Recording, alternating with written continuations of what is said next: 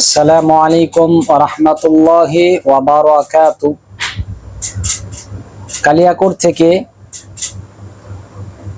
আব্দুর রহমান সাহেব জিজ্ঞেস করেছেন, হুজুর, যদি কোনো মুসলমান ব্যক্তি জেনে শুনে কোনো হিন্দু লোককে প্রতিমা বানানোর জন্য টাকা ধার দেয়, তাহলে তাকে টাকা ধার দেয়া যাবে কিনা বিষয়টি সুস্পষ্টভাবে দলিল আদিল্লার মাধ্যমে জানালে উপকৃত হতাম।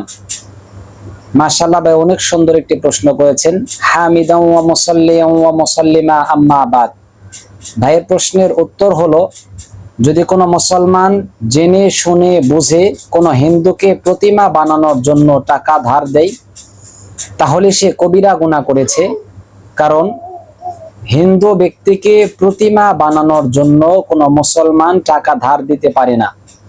আল্লাহ তাআলা সুস্পষ্টভাবেই কোরআনুল কারীমের মধ্যে নিষেধ করেছেন। আল্লাহ তাআলা বলেন, ওয়ালা তাআওয়ানু আলাল ইসমি ওয়াল উদওয়ান। আল্লাহ তাআলা সূরা মাঈদার 2 নং আয়াতে বলেন, তোমরা গুনাহের কাজে তোমরা অন্যকে সহযোগিতা করিও না। তো এখান থেকে সুস্পষ্টভাবে এই কথাটা প্রমাণিত হয়ে যায় যে হিন্দুকে প্রতিমা বানানোর জন্য কোনো মুসলমান টাকা ধার দিতে পারে না। যে মুসলমান টাকা ধার দিয়েছেন অবশ্যই তার গুনাহ হয়েছে, তাকে তওবা করতে হবে, আল্লাহ তাআলার কাছে মাফ চাইতে হবে।